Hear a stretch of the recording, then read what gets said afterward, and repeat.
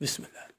Là, devant elle, se dressait l'austère maison de Jonathan Sleet, aussi inquiétante que les yeux verts de son propriétaire, menaçant, des baquets de neige dégringolaient des toits en pente.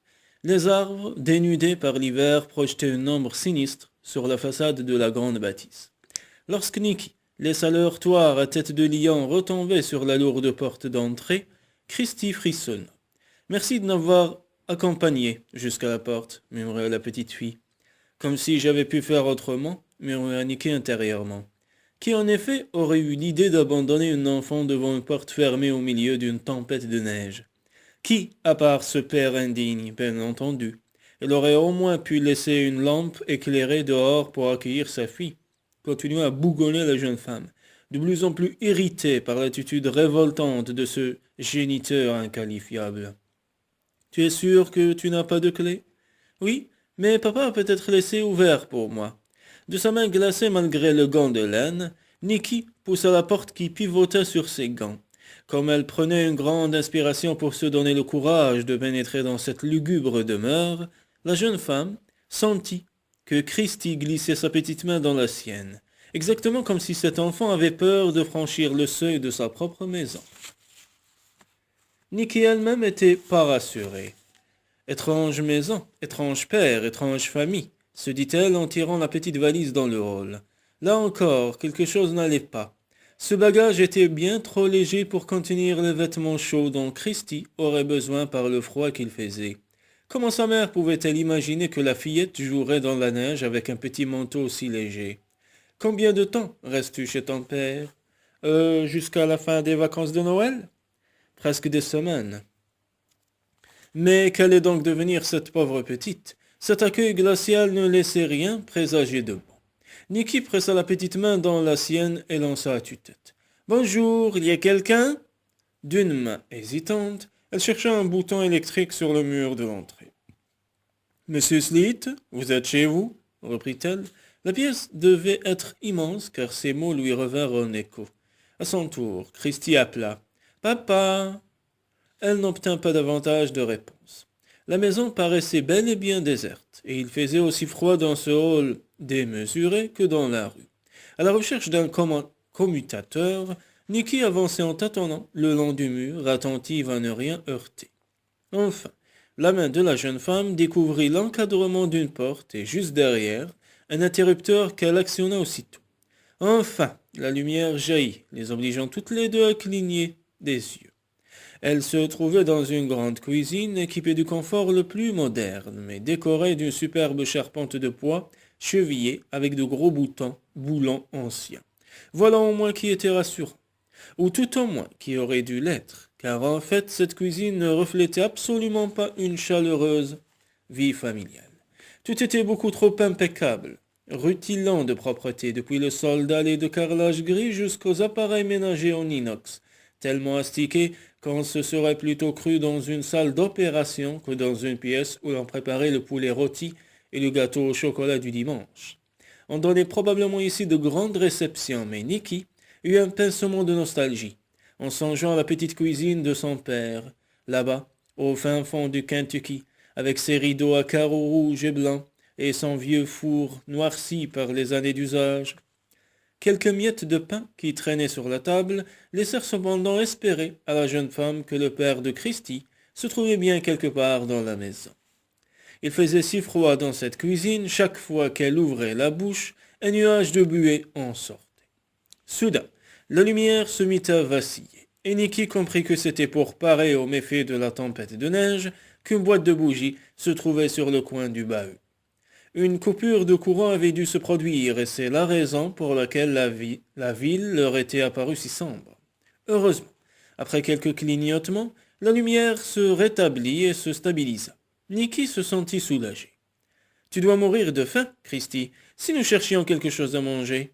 La fillette lui adressa un regard inquiet. J'aimerais bien que tu restes avec moi pour mon repas. N'aie crainte, je ne vais pas t'abandonner tant qu'un adulte responsable ne s'est pas manifesté. L'enfant laissa échapper un soupir de soulagement. À la recherche de quelque nourriture, Nicky ouvrit le réfrigérateur qu'elle se mit à inspecter avec attention. Elle aussi avait grand faim, Depuis ce matin, elle n'avait pratiquement rien mangé tellement elle était en colère contre Buck. Heureusement, un paquet de pain sous cellophane et du fromage se trouvait sur l'étagère du bas. Voilà qui allait les dépanner. Les volets vinrent brutalement frapper contre la fenêtre, contraignant Nicky à lever le nez vers les carreaux. Force lui fut de constater que les branches des arbres étaient de plus en plus malmenées par la violence du vent, et que les flocons de neige s'étaient encore épaissis. Si le père de Christie ne se décidait pas à se montrer rapidement, elle allait être coincée ici. De toute façon, pensa-t-elle, ce Noël avait toutes les chances d'être le plus bizarre de son existence. Si elle avait été plus prudente, elle aurait demandé à Christie d'appeler son père avant de se lancer dans ce long trajet sur cette route verglacée. Mais maintenant, il lui fallait assumer son étourderie. Soudain, elle éprouva la désagréable impression que quelqu'un se tenait dans son dos. Brusquement, elle se retourna mais n'aperçut personne. Pourtant, elle aurait juré que... « Qu'est-ce que tu as ?» demanda Christie à qui ce sursaut n'avait pas échappé. « Rien, rien du tout. Inutile d'effrayer la petite. » Le vent soufflait en rafale. Le volet continuait à heurter la fenêtre inlassablement. La lumière s'éteignit. Nicky frissonna autant de malaise que de froid. « Ah non, se dit-elle, qui d'autre pouvait se trouver dans cette maison, si ce n'est le père de Christie. Monsieur Sleet, qu'est-ce que vous faites chez moi ?» Enfin, l'accent typique de la Caroline du Nord était un peu traînant, très chantant, et la voix grave et chaude. « Qui est là ? Éclairez-moi, je vous prie, demanda Nicky. « Qui êtes-vous pour me demander cela ? Et pourquoi vous obéirais-je » Peu accueillant, le maître de maison, pourtant malgré le manque de gentillesse qui émanait de cette réponse, Nicky perçut qu'elle avait affaire à un homme cultivé, sûr de lui, et quelque chose résonna en elle, l'obligeant à avaler sa salive, comme pour se donner le temps de se mettre en garde contre un danger caché au creux de cette voix mystérieuse. Elle n'avait pas eu le temps d'inventer une réponse lorsque la lumière réapparut.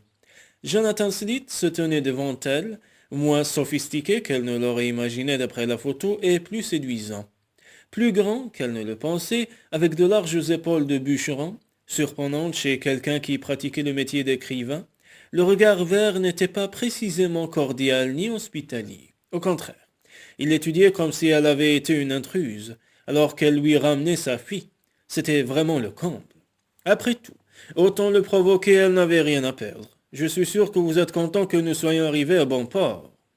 Mais au lieu du sourire qu'elle espérait malgré tout, elle vit les lèvres du maître de maison se plisser en une sorte de rictus. Pas vraiment. Vous pouvez me donner votre nom ? Quel malotru ! Il ne se souciait même pas de savoir si sa fille avait fait bon voyage. Pire encore, il n'avait même pas fait un pas dans la direction de Christie. Je suis Nicky Ryder. C'était tout ce qu'elle consentirait à lui dire. Après tout, elle allait l'examiner avec autant de sans-gêne et de curiosité qu'il l'en mettait à l'étudier elle. C'était donnant, point final. Qu'il ne s'attende pas qu'elle se mette en frais pour lui. En l'observant plus attentivement, Nicky le trouva vieilli par rapport à la photo que lui avait nommée Christie dans la voiture. Sa mâchoire carrée s'était durcie et paraissait aussi inébranlable que si elle avait été taillée dans le roc. Les cheveux châtains foncés sur la photo étaient maintenant parsemés de quelques fils d'argent. Quant aux jeans délavés et aux vieux pulls de marin informes et décolorés qu'il arborait, ils étaient loin de lui conférer l'élégance campagnarde du pantalon velours et de la veste de tweed qu'il portait sur la couverture du livre. Après avoir pris tout son temps pour dévisager sa visiteuse, Jonathan Sleet reprit. « Eh bien, Nicky Ryder, j'aimerais bien savoir ce que vous faites dans ma cuisine. » L'accent très exotique aux oreilles de Nicky ne cadrait pas du tout avec la rudesse de la voix. Était-ce pour cette raison qu'elle avait le sentiment que Christie essayait de se dissimuler au lieu de se précipiter vers son père ? Instinctivement, elle fit un pas en avant comme pour protéger l'enfant. « J'imagine que vous êtes Jonathan Sleet. » Les yeux de l'homme s'assombrirent, comme sous l'effet d'une colère qu'il n'avait pas encore décidé de laisser paraître, mais qui ne tarderait pas à exploser. « Je répète ma question, que faites-vous chez moi ?» Nicky lui adressa un regard meurtrier. Voilà un père de famille qui n'avait même pas l'air de comprendre qu'elle venait de braver une tempête de neige pour lui amener sa fille.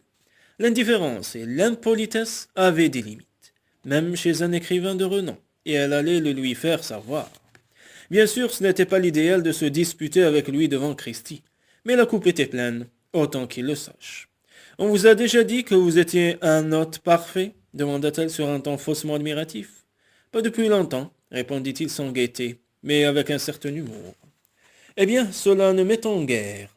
Bah, quelle importance, ajouta-t-il en jetant un coup d'œil sur le sac à dos et le chapeau posé sur la table de la cuisine. Je vois que cela ne vous empêche pas de faire comme si vous étiez chez vous. Chez moi, il fait plus que chaud qu'ici, où l'on grelotte. Désolé, c'est la température qui me convient. Voyons, comment êtes-vous arrivé ici? La route est gelée, c'est impossible que vous ayez conduit jusqu'ici. Pourtant, c'est exactement ce que j'ai fait. Elle adressa un regard incrédule à son interlocutrice. C'est impossible. Apprenez, monsieur, que bien peu de routes sont impraticables pour un chauffeur de taxi. Oui, c'est mon métier, chauffeur de taxi, et au cas où vous n'auriez pas remarqué, voici la raison de ce trajet dans une tempête de neige. Sur ce, elle désigna Christie du doigt. Jonathan Sleet fixa l'enfant d'un regard aussi peu concerné que s'il l'apercevait pour la première fois, provoquant chez Nicky une nouvelle vague de colère. D'ordinaire, les pères embrassent leurs enfants, les serrent dans leurs bras. Celui-ci ne paraissait même pas avoir l'intention de souhaiter la bienvenue à sa fille. Effectivement, l'homme ne fit même pas un geste en direction de l'enfant. « Vous savez sans doute parfaitement pourquoi vous êtes ici, déclara-t-il. Je vous serai vivement reconnaissant de bien vouloir partager l'information avec moi. » Cette fois, sans raison aucune, ce ne fut plus la colère qui submergea Nicky, mais une violente envie de pleurer. Comme si c'était le moment de perdre la face devant cet homme insensible. Insensible peut-être, mais intuitif, car le malaise de la jeune femme ne lui échappa pas. « Vous vous sentez bien ?»« Oui, parfaitement bien, » mentit Nicky de son mieux. Mais elle se sentait misérable, comme si sa casquette et son vieux jean, qu'elle affectionnait pourtant, la mettaient mal à l'aise devant cet homme habitué à l'élégance et à la beauté, ce dont sa fillette et sa maison témoignaient avec évidence. Courageusement, elle ravala ses larmes et passa à l'attaque. « Je vois que vous n'éprouvez pas le besoin de me remercier, mais tout de même, quand la tempête fait rage comme aujourd'hui, même un génie de votre espèce... »« Un quoi? Un génie? Qui a dit ça? »« Votre vie, celle précisément que je vous amène pour les vacances de Noël, » termina Nicky en se tournant une nouvelle fois vers Christie, qui demeurait silencieuse. Jonathan Sleet eut l'air de quelqu'un à qui le ciel venait de tomber sur la tête. « Ma fille ?» s'enquit-il d'un air égaré. « Pauvre gamine !» compatit Nicky en entendant ces mots.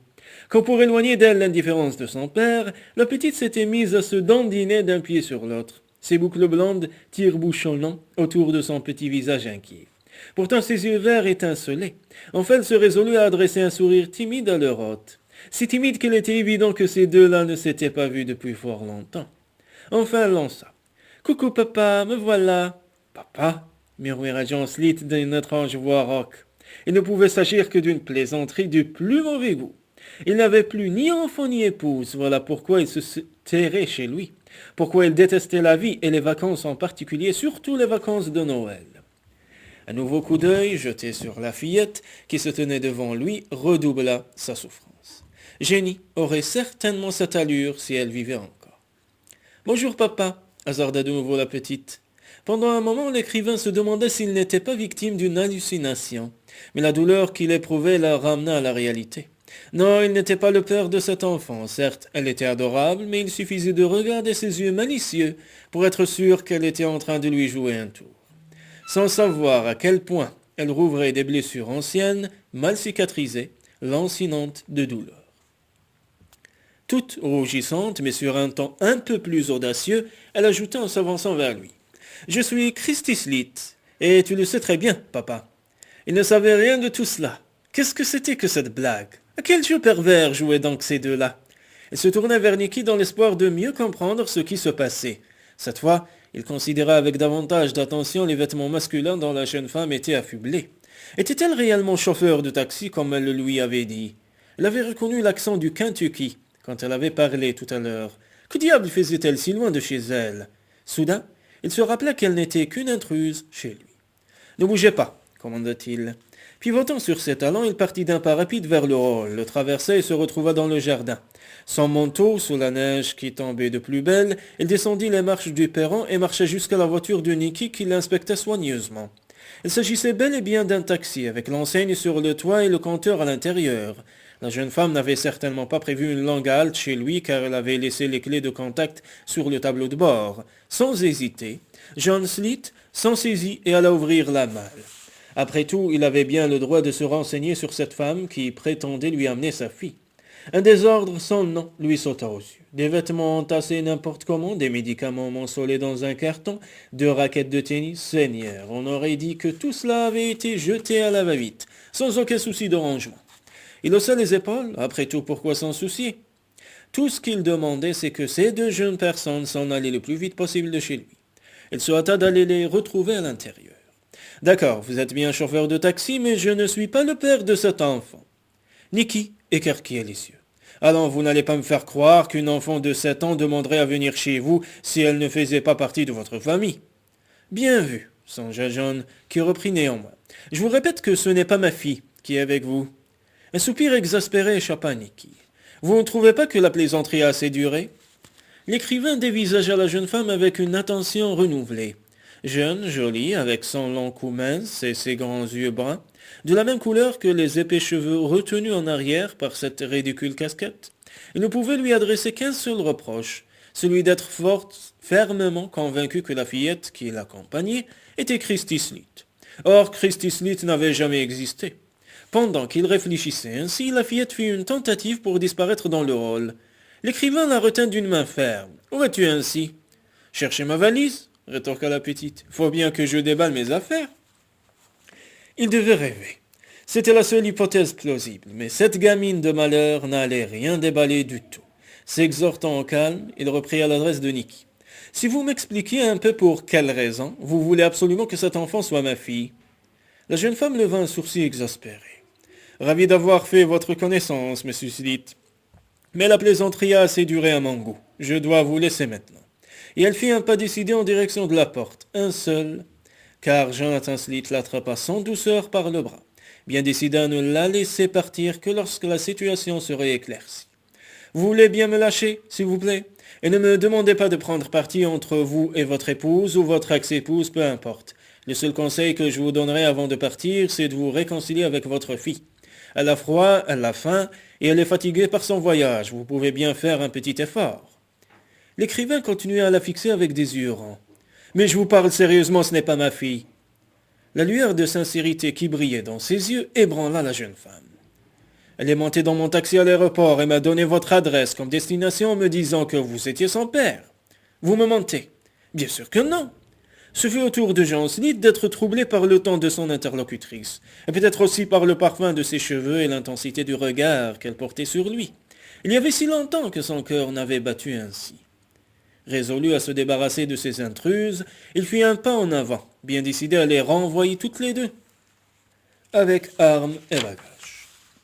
Mais elle ne lui en laissa pas le temps. « Je vous en prie, ne faites pas payer à votre fille votre mésentente avec votre épouse. » Piqué au vif, John se redressa. « De quoi vous mêlez-vous?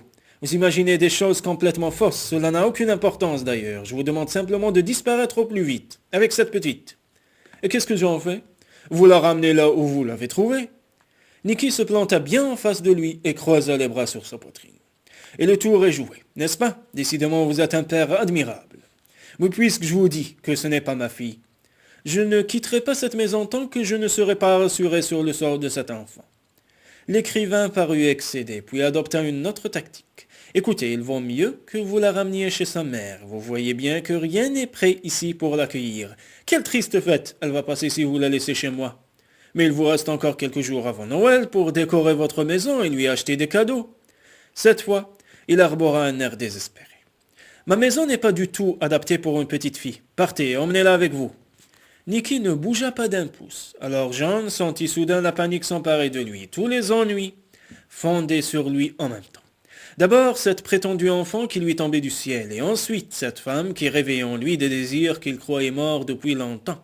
En moins d'une soirée, son univers basculait. À cet instant, la lumière se mit à clignoter, puis disparut tout à fait.